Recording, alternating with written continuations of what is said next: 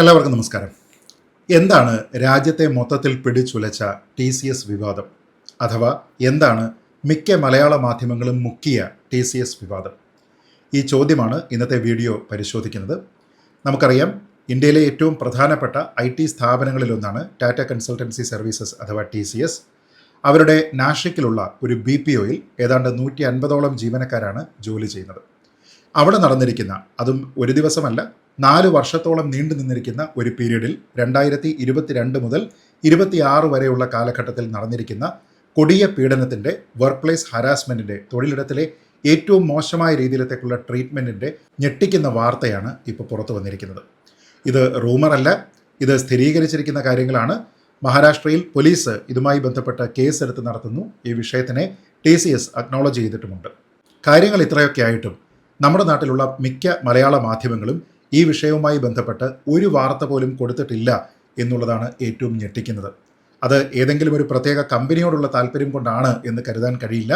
മറിച്ച് അതിൻ്റെ ഉള്ളിൽ അടങ്ങിയിരിക്കുന്ന വിഷയങ്ങൾ എന്തൊക്കെയാണോ ആ വിഷയങ്ങളുടെ ഗുരുതരാവസ്ഥ എന്താണ് എന്ന് മനസ്സിലാക്കിയിട്ട് അത് ഒരുപക്ഷെ പൊതുവിടത്തിൽ ചർച്ച ചെയ്യുന്നത് അവരുടെ തന്നെ അജണ്ടയ്ക്ക് അത് സ്യൂട്ടബിൾ ആവില്ല എന്നുള്ള ഒരു തിരിച്ചറിവിൻ്റെ അടിസ്ഥാനത്തിലായിരിക്കണം എന്ന് മാത്രമേ കരുതാൻ കഴിയൂ. കാരണം കേരള സ്റ്റോറി അടക്കമുള്ള സിനിമകൾ, അതിൻ്റെ ഇതിവൃത്തം, ഇതിനെക്കുറിച്ച് അങ്ങേയറ്റം വലിയ വിവാദങ്ങൾ ഉണ്ടാക്കിയ, അതിനെ പൂർണ്ണമായും തിരസ്കരിക്കുന്നതിന് വേണ്ടി മുന്നിട്ട് നിന്നിരുന്ന പല മാധ്യമങ്ങളുമാണ് കേരളത്തിലുള്ളത് എന്നതിനെക്കുറിച്ച് നമുക്കറിയാം. അതുകൊണ്ട് എന്താണ് നാഷിക്കിലുണ്ടായിരിക്കുന്ന ഈ സംഭവം, എന്താണ് ഇനി ഇതിൻ്റെ അനന്തര നടപടികൾ എന്നിവയെക്കുറിച്ച് പരിശോധിക്കുകയാണ് ഈ വീഡിയോയിൽ. നോക്കാം. ഞാൻ ആദ്യം സൂചിപ്പിച്ചതുപോലെ TCSൻ്റെ ഒരു BPOയിലാണ് ഈ സംഭവം. ഈ സംഭവം നടക്കുന്നത് തന്നെ ഇതിൽ ഉൾപ്പെട്ടിരിക്കുന്ന, ഇതിൽ ഇരയാക്കപ്പെട്ടിരിക്കുന്ന ഒരു പെൺകുട്ടിയുടെ കുടുംബത്തിൻ്റെ ഒരു പരാതിയെ തുടർന്നാണ്. TCSൻ്റെ BPOയിൽ വർക്ക് ചെയ്യുന്ന അവരുടെ മകൾ 20കളുടെ തുടക്കത്തിലാണ് പ്രായം. ആ മകളുടെ സ്വഭാവത്തിൽ കുറേയധികം വ്യത്യാസമുണ്ടായിട്ടുണ്ട്.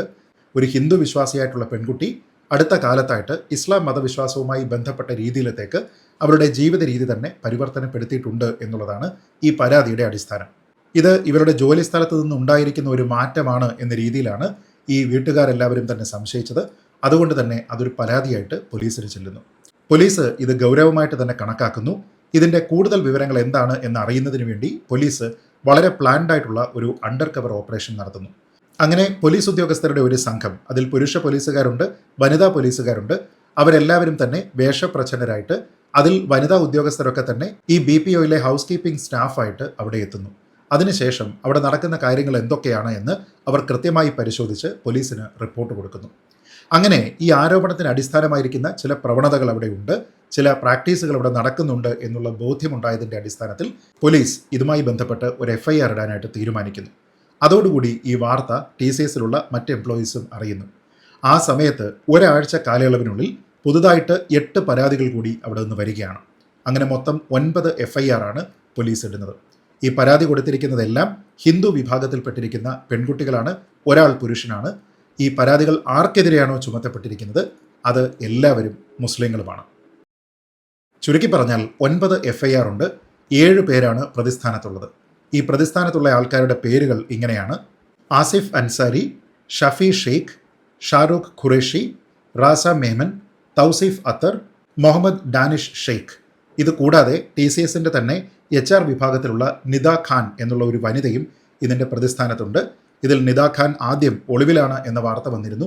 എന്തായാലും എല്ലാവരെയും അറസ്റ്റ് ചെയ്തിട്ടുണ്ട് എന്നാണ് ഇപ്പോൾ പോലീസ് കൺഫേം ചെയ്യുന്നത്. ഇതിൽ നിദ ഖാനും തൗസീഫ് അത്തറുമാണ് ഈ ഒരു ക്രൂരകൃത്യത്തിൻ്റെ മൊത്തം മാസ്റ്റർ മൈൻഡ് എന്ന നിലയിലാണ് പോലീസിൻ്റെ ആദ്യ പ്രതികരണങ്ങൾ വരുന്നത്. ഈ പരാതിക്കാരുടെ പരാതിയിൽ പറഞ്ഞിരിക്കുന്ന ആരോപണങ്ങൾ അങ്ങേയറ്റം ഗുരുതര സ്വഭാവത്തിലുള്ളതാണ്. അതിൽ ലൈംഗിക പീഡനമുണ്ട്, അവരെ ഭീഷണിപ്പെടുത്തി എന്നുള്ള ഗുരുതരമായിട്ടുള്ള ആരോപണമുണ്ട്, അവരെ ബ്ലാക്ക്മെയിൽ ചെയ്യാൻ ശ്രമിച്ചു എന്നുള്ള ആരോപണമുണ്ട്, അവരുടേതായിട്ടുള്ള ഹിന്ദു മതവിശ്വാസങ്ങൾക്ക് നേരെയുള്ള അധിക്ഷേപമുണ്ട്, ഒപ്പം ഇസ്ലാം മതത്തിലേക്കുള്ള നിർബന്ധിത മതപരിവർത്തനത്തിനുള്ള ഭീഷണിയും പ്രേരണയും ഈ കാര്യത്തിൽ പറയുന്നുണ്ട്.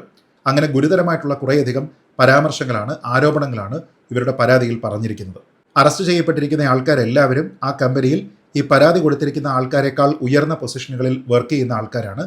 അതുകൊണ്ട് തന്നെ അവരുടെ പൊസിഷൻ്റെ സീനിയോറിറ്റി ഉപയോഗിച്ചുകൊണ്ട് ഇവരെ എല്ലാവരെയും ഇത്തരത്തിലുള്ള മോശമായിട്ടുള്ള പ്രവർത്തനങ്ങൾക്ക് അവർ വിധേയരാക്കി എന്നുള്ളതാണ് പ്രധാനപ്പെട്ട ആരോപണം. ഇതിൽ ആരോപണങ്ങളുടെ സ്പെസിഫിക്സിലേക്ക് പോയി കഴിഞ്ഞാൽ അവരെ നിർബന്ധമായിട്ട് നിസ്കരിക്കാനായിട്ട് പ്രേരിപ്പിച്ചു എന്നുള്ള ഒരു കുറ്റമുണ്ട്, റമദാൻ മാസത്തിൽ അവരോട് ഉപവസിക്കണം എന്ന് നിർബന്ധിച്ചു എന്നുള്ള ഒരു ആരോപണമുണ്ട്, ബീഫ് കഴിക്കാനായിട്ട് നിർബന്ധിച്ചു എന്നുള്ള ആരോപണമുണ്ട്, ഹിന്ദു ദൈവങ്ങളെ അപമാനിച്ചു എന്നുള്ള ഒരു ആരോപണമുണ്ട്. ചില സന്ദർഭങ്ങളിൽ ഫോട്ടോകളും വീഡിയോകളും ഉപയോഗിച്ച് അവരെ ബ്ലാക്ക്മെയിൽ ചെയ്തു എന്നുള്ള ഒരു ആരോപണമുണ്ട്. അങ്ങനെ ലൈംഗിക പീഡനം, സ്റ്റോക്കിംഗ്, അവരുടെ പൊസിഷൻ മിസ്യൂസ് ചെയ്തുകൊണ്ടുള്ള പ്രവർത്തനങ്ങൾ, നിർബന്ധിതമായിട്ടുള്ള മതപരിവർത്തനം തുടങ്ങിയ കാര്യങ്ങൾക്കെല്ലാമുള്ള ഒരു പ്രേരണയാണ് അവിടെ ഉണ്ടായത് എന്ന രീതിയിലാണ് ഈ പരാതികളെല്ലാം വായിച്ചതിൽ നിന്ന് പോലീസിന് ബോധ്യപ്പെട്ടത്. ഇതിനെക്കുറിച്ച് അന്വേഷിക്കുന്നതിനായി ഒരു പ്രത്യേക അന്വേഷണ സംഘത്തിനെ നാഷിക് പോലീസ് രൂപീകരിച്ചിട്ടുണ്ട്. ഈ വിഷയവുമായി ബന്ധപ്പെട്ട് മഹാരാഷ്ട്ര മുഖ്യമന്ത്രി ശ്രീ ദേവേന്ദ്ര ഫഡ്നവിസ് തന്നെ പ്രതികരിച്ചിട്ടുണ്ട്. ഈ കേസിന്റെ അന്വേഷണം ശരിയായ രീതിയിൽ തന്നെ മുന്നോട്ട് പോകുന്നുണ്ട് എന്നാണ് അദ്ദേഹം ആത്മവിശ്വാസം പ്രകടിപ്പിച്ചിരിക്കുന്നത്. അപ്പോൾ FIR ഉണ്ടായിട്ടും അതിൽ അറസ്റ്റ് രേഖപ്പെടുത്തപ്പെട്ടിട്ടും ഇത് സ്ത്രീകൾക്കെതിരായിട്ടുള്ള അതിക്രൂരമായിട്ടുള്ള വർക്ക് പ്ലേസ് ഹരാസ്മെൻ്റ് ആണ്. ഒപ്പം ലൈംഗിക പീഡനമുണ്ട്, മതപരിവർത്തനമുണ്ട്, ഇതര മതവിശ്വാസികളുടെ ദൈവങ്ങളെ നിന്ദിക്കൽ തുടങ്ങിയ കാര്യങ്ങളുണ്ട്. FIRഉം അറസ്റ്റും ഉണ്ടായിട്ടും മഹാരാഷ്ട്ര മുഖ്യമന്ത്രി തന്നെ പ്രതികരിച്ചതിന് ശേഷവും എന്തുകൊണ്ടോ കേരളത്തിലെ മിക്ക മാധ്യമങ്ങളും ഈ വാർത്തയെക്കുറിച്ച് അറിഞ്ഞിട്ടില്ല, അതിനെക്കുറിച്ച് ഒരു വരി പോലും റിപ്പോർട്ട് ചെയ്തിട്ടുമില്ല. TCSന്റെ ഭാഗത്തു നിന്ന് ഔദ്യോഗികമായിട്ടുള്ള വിശദീകരണം ഉണ്ടായിട്ടുണ്ട്. ആ വിശദീകരണത്തിൽ TCS പറയുന്നത് തന്നെ ഈ വിഷയങ്ങളെ അവർ അക്നോളജ് ചെയ്യുന്നു എന്ന് തന്നെയാണ്. ലൈംഗിക പീഡനത്തിനും ഏത് തരത്തിലുള്ള നിർബന്ധിതമായിട്ടുള്ള പ്രവൃത്തികൾക്കും TCSന് 0 ടോളറൻസ് പോളിസി ഉണ്ട് എന്നാണ് അവർ പറയുന്നത്. ഒരു കാരണവശാലും അങ്ങനെയുള്ള കാര്യങ്ങളോട് അവർ സന്ധി ചെയ്യില്ല എന്നവർ നിർബന്ധമായിട്ടും പറയുന്നുണ്ട്. പോലീസിൻ്റെ അന്വേഷണത്തിലൂടെ സഹകരിക്കുന്നതിനോടൊപ്പം തന്നെ ആഭ്യന്തരമായിട്ടുള്ള ഒരു അന്വേഷണം TCS പ്രഖ്യാപിച്ചിട്ടുമുണ്ട്. അവരുടെ നടപടികളുടെ ഭാഗമായിട്ട് ഈ ആരോപണ വിധേയരായിട്ടുള്ള അറസ്റ്റ് ചെയ്യപ്പെട്ടിരിക്കുന്ന ജീവനക്കാരെ അവർ ജോലിയിൽ നിന്ന് സസ്പെൻഡ് ചെയ്തിട്ടുണ്ട്. പോലീസുമായി പൂർണ്ണമായ രീതിയിൽ അവർ സഹകരിക്കുന്നുണ്ട്. ഒപ്പം ഇന്റേണലായിട്ടുള്ള ഒരു എൻക്വയറി കൂടി അവർ സ്റ്റാർട്ട് ചെയ്തിട്ടുണ്ട്. ഇത് അങ്ങേയറ്റം ഗുരുതരവും വേദനാജനകവുമായിട്ടുള്ള ഒരു സംഭവമായിപ്പോയി എന്നാണ് Tata sons chairman Shri N Chandrasekharan ഈ വിഷയത്തെക്കുറിച്ച് പ്രതികരിച്ചത്. ഒപ്പം TCSന്റെ COO ആരതി സുബ്രഹ്മണ്യത്തിൻ്റെ നേതൃത്വത്തിൽ ഒരു ഇന്റേണൽ എൻക്വയറിയും ഇവിടെ ആരംഭിച്ചിട്ടുണ്ട്. ഇതിൽ തന്നെ നമ്മൾ പ്രത്യേകം ശ്രദ്ധിക്കേണ്ടുന്ന കാര്യം, ഈ നിദ ഖാൻ എന്ന ഇവരുടെ HR കൈകാര്യം ചെയ്തിരുന്ന വ്യക്തി തന്നെയാണ് അവിടുത്തെ സ്ത്രീകൾക്കെതിരായിട്ടുള്ള അതിക്രമത്തിനെ തടയുന്ന പാനലിലുള്ള കമ്പനിയുടെ അംഗവും. അപ്പോൾ അവരവരുടെ ആ പൊസിഷനെ തന്നെ മിസ്യൂസ് ചെയ്തുകൊണ്ട് അവിടെയുള്ള സ്ത്രീകൾക്ക് അവർക്കെതിരെ പരാതി കൊടുക്കുന്നതിനുള്ള ഒരു സാഹചര്യം അതിനെ പൂർണ്ണമായും ഇല്ലാതെയാക്കിക്കൊണ്ട് അവരുടെ എല്ലാവിധ അധികാരവും അവർ ഈ വിഷയത്തിൽ ഉപയോഗിച്ചിട്ടുണ്ട് എന്നുള്ള ആരോപണം ബലപ്പെടുന്നതും ഈ ഒരു ഘട്ടത്തിലാണ്. അങ്ങനെ TCSന്റെ ഔദ്യോഗികമായിട്ടുള്ള ഒരു അറിയിപ്പ് ഈ വിഷയത്തിൽ ഉണ്ടായിട്ടും നമ്മുടെ നാട്ടിലുള്ള മിക്ക മാധ്യമ സ്ഥാപനങ്ങളും എന്തുകൊണ്ടാണ് ഈ വാർത്ത മുക്കിയത് എന്നതിനെക്കുറിച്ചാണ് നമ്മൾ അന്വേഷിക്കേണ്ടത്. ഇത് സത്യത്തിൽ നമ്മുടെ പ്രൈം ടൈം ന്യൂസിൽ ചർച്ചകളിൽ വരേണ്ടുന്ന വിഷയമാണ്. അത്രത്തോളം ഗുരുതരമായിട്ടുള്ള കാര്യങ്ങൾ ഇതിലുണ്ടായിട്ടുണ്ട്. വർക്ക് പ്ലേസ് ഹരാസ്മെൻറ്റ് എന്ന് പറയുന്ന ഒരു റിയാലിറ്റിയെക്കുറിച്ച് നമുക്കറിയാവുന്നതാണ്. ഇവിടെ സിനിമാ മേഖലയുമായി ബന്ധപ്പെട്ട് അത് നടന്നപ്പോൾ ഹേമ കമ്മിറ്റി റിപ്പോർട്ട് പുറത്തുവിടണം എന്നതുമായി ബന്ധപ്പെട്ട് എത്ര ചർച്ചകളാണ് നമ്മൾ നടത്തിയത് എന്നതിനെക്കുറിച്ച് അറിയാം. രാജ്യത്തെ തന്നെ ഏറ്റവും പ്രീമിയർ സ്ഥാപനങ്ങളിൽ ഒന്നിൽ ഇങ്ങനെ ഒരു പ്രശ്നം ഉണ്ടായിട്ടും അതിന് നേരെ കണ്ണടച്ചിരിക്കുകയാണ് നമ്മുടെ നാട്ടിലെ പല മാധ്യമങ്ങളും. അതിൽ TCSന്റെ ഗുഡ്വില്ലും മറ്റു കാര്യങ്ങളും എല്ലാം തന്നെ മാറ്റി നിർത്തിയാലും സ്ത്രീകൾക്കെതിരായിട്ടുള്ള ഗുരുതരമായിട്ടുള്ള അതിക്രമം എന്ന രീതിയിൽ 1-ാം പേജ് വാർത്ത അത് അർഹിക്കുന്നുണ്ട്. അഥവാ പ്രൈം ടൈം ഡിസ്കഷൻ അത് ടെലിവിഷൻ ന്യൂസ് ചാനലുകളിൽ അത് അർഹിക്കുന്നുണ്ട്. എന്നിട്ടും അതിനെക്കുറിച്ച് നമ്മുടെ നാട്ടിലുള്ള ആൾക്കാരെല്ലാവരും തന്നെ മൗനമാണ് ഇപ്പോഴും പാലിച്ചുകൊണ്ടിരിക്കുന്നത്. അതിൻ്റെ കാരണം എന്താണ് എന്നതിനെക്കുറിച്ച് നമുക്ക് ഊഹിക്കാവുന്നതേ ഉള്ളൂ. ഇവിടെ കേരള സ്റ്റോറി എന്ന സിനിമ സൃഷ്ടിച്ച വിവാദം ചെറുതല്ല. ആ സിനിമയെ ഒരു വിവാദമാക്കി മാറ്റുന്നതിൽ നമ്മുടെ നാട്ടിലെ മാധ്യമ സ്ഥാപനങ്ങൾ വഹിച്ച പങ്ക് എത്രത്തോളം വലുതാണ് എന്ന് നമുക്കറിയാം. നിർബന്ധിത മതപരിവർത്തനം, ഒരാളിൻ്റെ ഫെയ്ത്തിനെ പൂർണ്ണമായിട്ടും ഇല്ലാതെയാക്കാൻ, തിരസ്കരിക്കാൻ അയാളെ പ്രേരിപ്പിക്കുക തുടങ്ങിയ കാര്യങ്ങൾ, ഇതെല്ലാം തന്നെ ആ സിനിമയുടെ ഇതിവൃത്തത്തിൽ ഉണ്ടായിരുന്ന കാര്യം തന്നെയാണ്. ഈ ബ്ലാക്ക് മെയിലിംഗ് ആണെങ്കിലും സ്ത്രീകളോടുള്ള മോശമായിട്ടുള്ള പെരുമാറ്റമാണെങ്കിലും ഒക്കെ തന്നെ അതിൻ്റെ ഇതിവൃത്തത്തിൽ ഉണ്ടായിരുന്നതാണ്.